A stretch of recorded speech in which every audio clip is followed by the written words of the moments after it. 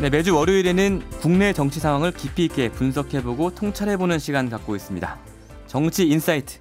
오늘도 정치 분석가이신 정치 컨설팅 그룹 민의 박성민 대표 나와 계십니다. 어서 오십시오. 예, 안녕하세요. 제가 이 시간을 기다렸습니다. 왜냐하면 지난주에 보궐선거 있었기 때문에 박성민 대표님께서 어떤 분석을 내놓으실지가 궁금해서요. 보궐선거 결과 어떻게 보셨습니까? 예상대로 오셨습니까? 아, 그런 거 제가 예상 못하죠. 항상 예상은 잘 안 하시더라고요. 예, 그럼요. 근데 솔직히 말하면 예. 그 이제 여론조사 결과로는 이제 창원 성산의 경우엔 정의당의 여영국 후보가 많이 앞서간다, 될 거다 이런 전망들이 많았는데 저는 또 뭐 자유한국당이 이길 수도 있다 그렇게 생각을 했었죠. 실제로도 이제 굉장히 박빙으로 나왔는데 504표 차이였습니다. 예. 근데 그렇게 본 이유는 제가 여론의 추이를 쭉 보고 있는데 여론의 추이를 보면 지금 경남에서 그 굉장히 그 대통령 지지율이 TK와 비슷하게 부정평가가 높고 긍정평가가 낮은 상태의 흐름이 꽤 오랫동안 지금 지속되고 있어요. 그리고 두 번째는 창원 경제가 좋지를 않았어요. 그런 점도 좀 있고 그다음에 이제 그 민주당과 단일화를 했는데 사실 총선이 1년밖에 남지 않았기 때문에 민주당의 핵심 지지자들 입장에서 보면 사실 정의당의 여영국 후보가 되면 내년에 가서 민주당의 공간은 또 없을 텐데 하는 게 있을 수 있기 때문에 시너지가 이렇게 완벽하게 날 수 있을 것인가 그런 점들이 좀 있었기 때문에 그러니까 민주당 지지자들이 온전히 정의당 여영국 후보를 지지하지 않았을 가능성이 있다.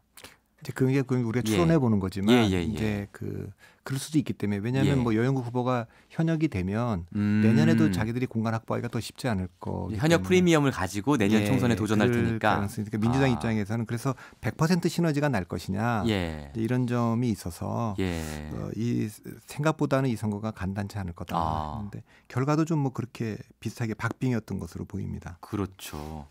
근데 아까 이제 PK 민심 얘기를 좀 해주셨는데.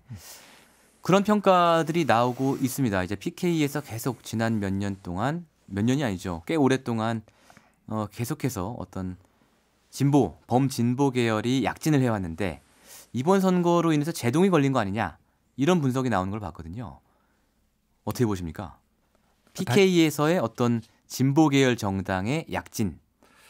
그래도 일단 이번에 정의당은 제동이 걸린 거 아니냐. 창원 성사는 뭐 그전에도 잘 알다시피 뭐 권영길 의원이나 노회찬 의원 또 그렇게 해왔기 때문에 이제 그걸 이제 방어해낸 거죠. 후보 단일화를 통해서 그걸 방어했으니까 그것은 뭐 성공적으로 했다고 저는 보는데 뭐 진보 진영 계열이라고 표현을 해야 될지 뭐 민주당 계열이라고 얘기해야 될지 잘 모르지만 적어도 2016년 총선에서는 PK 지역에서 상당히 약진을 하지 않았습니까? 그러니까요. 그리고 2017년 대통령 선거에서도 그렇고 지방선거에서도 뭐 지금 도지사도 그렇고 부산시장까지도 하고 뭐 이번에 통영군수 고성군수 얘기도 나오지만 이제 그렇게까지 한 거죠. 그런 점은 그 2018년 지방선거 때까지는 확실히 그 2016년 총선, 2017년 대통령 선거, 2018년 지방선거까지는 그걸 어떻게 표현할지 모르겠지만 한마디로 표현하자면 뭐 박근혜 청산이라 그럴까? 그런 흐름이 있었던 것 같아요. 그러니까 과거에 그 새누리당이나 한나라당 그리고 이명박 박근혜 찍었던 그 유권자들 중에서도 이건 안 되겠다. 경고를 확실히 좀 해야겠다. 이렇게 해서 그 민주당을 찍은 흐름이 지난 지방선거 때까지는 뚜렷하게 나타났었거든요. 그렇습니다. 그 우리가 박근혜 대통령을 찍었다는 자괴감 같은 것도 좀 있고 그런 것들이 저도 2018년 지방선거를 끝으로 다 좀 끝나고 나서 이제는 조금 서서히 이 정권에 대해서 조금 뭐 아직은 심판이라고 얘기하기는 좀 이르지만 이제는 이제 과거 정권에 대한 청산과 심판은 다 끝났다. 그런 정서는 좀 있는 것 같습니다. 자, 그럼 PK 민심이 말하자면 전 정부 청산에서 현 정부에 대한 어떤 초점이 옮겨가고 있다라고 말씀해 주셨는데 그런 민심이 사실은 PK뿐만 아니라 어떤 수도권이나 다른 지역에서도 같을 거라고 보십니까? 전반적으로는 그 대통령의 우리가 이제 볼 수 있는 게 뭐 그 대통령에 대한 지지율 아니겠습니까? 대통령 지지율이 추세적으로는 조금씩 하락해서 지난주 금요일 날 이제 갤럽에서 발표한 걸로는 이제 긍정 평가가 41%다. 예, 그래서 그렇습니다. 일부에서는 이제는 대통령 선거 때 지지했던 정도의 지지자들만 예, 남고 그런 기사가 좀 있더라고요. 예. 나머지 다 떠났다 이렇게 예. 얘기를 하는데 예. 그래서 제가 전에도 계속 나와서 대통령의 위기라고 하는 건 그 40% 지지율이 무너질 때다. 예. 그것은 지지했던 사람들조차도 등을 돌리는 거니까 예. 이제 그런 임계점까지 왔죠. 대표적으로 뭐 TK 지역은 계속 안 좋았고요. 네. TK하고 PK 지역은 비슷하게 움직였습니다. 예. 그리고 이제 충청도도 지속적으로 안 좋았어요. 안 좋았다는 게 지금 그 여론조사 결과가. 여론조사 결과가 예. 그거는 이제 뭐 잠시 그런 것이 아니고 꾸준하게 충청도도 좀 그런 상태고 추세적으로 그렇다는 거죠. 그러니까 광주가 호남, 호남이 지금 문재인 대통령의 그 강력한 지지 기반이고 나머지 지역은 사실 뭐 물론 수도권은 아까 말씀드린 TK, PK 충청보다 좀 낮지만 그것도 지난번에 이제 그 청문회 국면이나 이럴 때 그 인사 문제 때문에 그 계층적으로 보면 지금 화이트 칼라층이 그래도 굳건하게 지지하고 있는데 화이트 칼라층의 민심을 좀 자극할 수 있는 요소가 최근에 좀 있었거든요. 인사 문제라든지 뭐 부동산 투기 관련된 이런 문제가 그래서 그것도 조금 추세를 좀 봐야 될 것 같습니다. 알겠습니다. 자, 그럼 여기까지가 지난 보궐선거에 대한 어떤 분석, 민심의 향방이라면 이 민심의 향방을 가지고 각 당들은 어떻게 움직일 것인가 이게 사실 궁금하거든요. 혹은 어떻게 움직여야 하는가 컨설턴트시니까 어떻게 보십니까? 일단은 더불어민주당과 청와대 어떻게 될 것 같습니까? 그러니까 우리가 이제 과거에 일어났던 일을 가지고 그러니까 뭐 유추해 볼 수밖에 없는데 2015년 그러니까 2016년 총선 1년 앞둔 2015년으로 돌아가 보면 그때 집권당 내부가 굉장히 좀 뭐 심각한 갈등이 좀 있어 당청 간에 2015년에 그건 이제 그 박근혜 대통령하고 유승민 당에는 이제 김무성 당대표, 유승민 원내대표였는데 아주 그 갈등이 굉장히 심했고 그 전에 뭐 정윤회 문건 유출 파문이 났을 때도 이건 KY 그러니까 김무성, 유승민이 배후에 있다 뭐 이런 의심도 좀 받지 않았습니까? 맞습니다.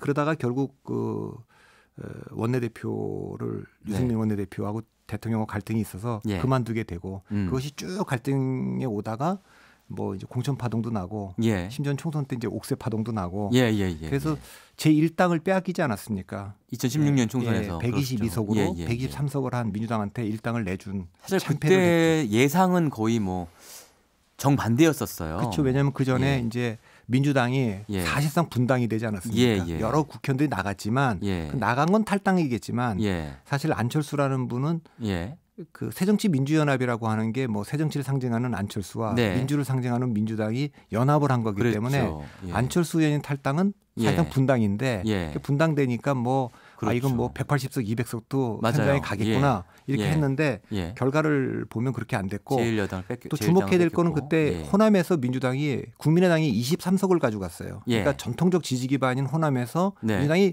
의석을 거의 다 잃었어요. 그럼에도 불구하고 일당이 됐다고 얘기하는 거는 새누리당이 전통적으로 강했던 동쪽 아까 말한 대로 특히 영남 PK에 상당히 약진을 한 거예요. 그러니까 수도권도 전멸을 했고 대구 지역도 두 군데나 뚫렸고 막 그런 결과였죠. 자, 그리고 1년 전 그러니까 2016년 총선 1년 전을 우리가 돌아봤는데 그것을 지금 상황에 대입해 보고자 하는 거 아니겠습니까?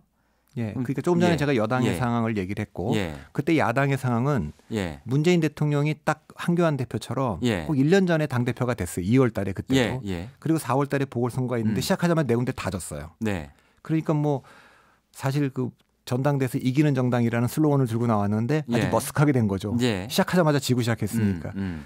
그리고 이제 그때는 이제 박지원 의원하고 이제 당대표 경선을 했었는데 그러고 나서 그 경선 선거도 지고 나니까 이제 호남 의원들 중심으로 해서 반문이 이제 시작되고 그래서 이제 문재인 대표는 이제 김상곤 혁신위로 위기를 돌파하려고 했는데 9월 달에 이제 안철수 의원이 혁신에 실패했다 이러면서 공격이 가세하니까 내용이 아주 더 깊어졌죠. 그러다 결국 12월 13일인가요?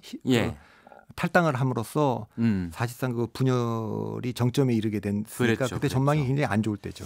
그랬는데 자, 그것은 2015년의 이야기고 지금 2019년, 2016년과 또 2015년과 똑같이 총선을 1년 앞두고 보궐선거를 치른 이 시점에서 그렇다면 그 1년 전의 상황을 가지고 저희가 어떤 유추를 해볼 수 있는 걸까요? 일단 큰 흐름으로 보면 2012년 모델로 총선이 갈 거냐 2016년 모델로 갈 거냐를 판단해 봐야 됩니다. 2012년 모델이라고 하는 건 사실상 새누리당과 민주당이 거의 1대1로 완벽하게 붙은 양당 구도였어요. 그렇게 갈 가능성도 지금은 좀 보이죠. 지금은 뭐 그 자유한국당 중심으로 보수가 뭉치고 민주당 중심으로 그 민주진보 진영이 이제 합치적 선거법 개정이 없다면 말이죠. 이번에 바른미래당이 참패를 했기 때문에 바른미래당이나 민주평화당은 굉장히 크게 흔들리고 있는 상황이고요. 이게 이제 2012년 모델로 갈 수 있는 그 이게 1번 시나리오. 두 번째 2018년 16년은 잘 아시다시피 이제 그 야당에도 내부에 그 뭐 반문 갈등이 있었고 여당도 대통령하고 당청 갈등이 있어서 결국 이것이 제3의 당인 국민의당을 띄운 거 아닙니까? 그렇습니다. 그것도 뭐 2016년에 와서 그랬기 때문에 지금은 이 모델로 갈 가능성도 없잖아 있고 여전히 그 기대를 갖고 있는 사람들이 제3지대론을 얘기하고 있기 때문에 정계 개편의 방향은 자유한국당에서는 당연히 보수 통합을 해서 1대1로 싸우지 않으면 안 된다. 그러니까 대한애국당이든 바른미래당이든 누구든 다 통합을 해야 된다. 이런 흐름이 당연히 뭐 있을 것이고요. 반대로 바른미래당에서는 대한애국당하고 합당하려고 하는 그 통합하려고 하는 자유한국당으로 돌아갈 수는 없는 거 아니냐. 우리가 탄핵에 대한 우리 입장이 있는데, 그러니까 끝까지 그 제3정당을 위해서 노력을 해봐야 되겠다. 이런 흐름이 분명히 좀 있는 거고요. 그 민주평화당도 호남에서 이번에 기초의원 선거긴 하지만 좀 그 민주당이 승리를 했기 때문에 호남에서는 그래도 우리가 경쟁력이 있는 거 아니냐. 지금은 너무 이제 당세가 약하니까 옛날에 국민의당 정도로 지금 당세를 바른미래당에 있는 호남 의원들을 합쳐서 좀 키우면 그래도 2016년을 좀 재현해 볼 수도 있는 거 아니냐. 그런 기대감을 좀 갖고 있는 거죠. 자, 그렇다면 지금 2012년 모델로 갈 거냐, 2016년 모델로 갈 거냐 두 갈래 갈림길을 얘기해 주셨는데 어떤 게 여당하고 야당한테 유리한 거예요, 지금? 2012년 모델이 야당한테 유리한 겁니까? 자유한국당한테? 2012년 모델은 자유한국당은 지금 야당이니까 1대1 구도고 2016년 총선과 2017년 대통령 선거와 2018년 지방선거에서 반박근혜 그 정서는 그 정점을 찍었기 때문에 지금은 이제 문재인 대통령과 민주당에 대한 심판 선거가 될 가능성이 크다. 그러니까 1대1이 되면 우리 무조건 유리하다. 그렇게 보는 거고. 보수가 분열해 있으면 어부지를 안겨줄 거다. 이렇게 보겠죠. 그럼 더불어민주당이나 청와대 입장에서는 2016년 모델로 선거를 치르고 싶다. 총선을. 그렇죠. 그거는 뭐 당연히 여당 입장에서 보면 바른미래당이 뭐 그 민주당 표도 가져가겠지만 대체적으로 보수 중도 보수의 지지를 좀 받고 있기 때문에 그쪽 표가 갈라지면 그래도 승산이 좀 있지 않을까 그렇게 보겠죠. 그걸 의도적으로 할 수는 없겠지만 그래도 그렇게 기대를 하지 않을까 싶습니다. 자, 그렇다면 두 모델 중에 어느 쪽으로 할 것인가 이 갈림길은 결국은 지금 말하자면 그 제3지대에 있는 당들 바른미래당과 민주평화당의 어떤 향방에 따라 달라지겠네요. 근데 지금은 예측할 수 없어요. 그러니까 2015년도 1년 정도 딱 요때 돌아가 보면 제3정당의 출현이라는 건 그때 예상할 수도 없었고 그건 2016년에 그 안철수 의원이 2015년 말에 탈당하고 국민의당이 만들어지고 나서 또 정당 지지율이 뭐 8%밖에 안 나가고 그랬거든요. 2월달에. 근데 잘 아시다시피 선거 때 거의 27% 육박하는 지지를 받았지 않습니까? 그건 양당 민주당에서는 그 호남에서 이탈한 분들이 국민의당으로 상당히 가서 23석의 당선자를 내줬고 나머지 전 지역에서는 뭐 반박근혜 정서가 그 공천 파동을 보면서 새누리당으로부터 이탈해서 국민의당을 지지함으로써 있었기 때문에 지금도 양당 흐름으로 가는 것처럼 보이지만 여전히 탄핵에 대한 반성이 좀 부족한 거 아니냐 이렇게 보는 중도 보수층과 민주당이 너무 지나치게 이게 그 협소하게 지금 가는 거 아니냐 이렇게 본다면 그 지지층들이 이탈할 가능성은 여전히 있기 때문에 제3정당의 출현과 관련된 에너지는 점점 차오르고 있기 때문에 어느 모델로 갈지 제가 지금 확신을 못 하겠습니다. 그렇군요. 오늘 말씀 들어보니까 뭐 지금 요새 나오는 여러 가지 이야기들 뭐 예를 들어서 보수 빅텐트론 혹은 뭐 제3지대론 이런 것들이 전체적으로 어떤 맥락과 구도 속에서 얘기가 되는 것인지 좀 이해가 되는 것 같습니다. 근데 저한테 어느 모델로 갈 건지 예측하라 그러면 제가 오늘은 확실히 말하고 50대 50 보입니다. 그렇게 높게 보세요? 예, 양당 구도로 간다고 하는 거 50%, 그 제3정당이 강력하게 등장할 거다 50% 그렇게 걸겠습니다. 알겠습니다. 이렇게 박성민 대표님이 확실하게 확률을 말씀하실 때는 별로 없었던 것 같습니다. 오늘 말씀 잘 들었습니다. 예, 감사합니다. 네. 지금까지 정치 분석가이신 정치 컨설팅 그룹 민의 박성민 대표와 함께했습니다. 평일 아침 7시 20분 시민보의 시선 집중.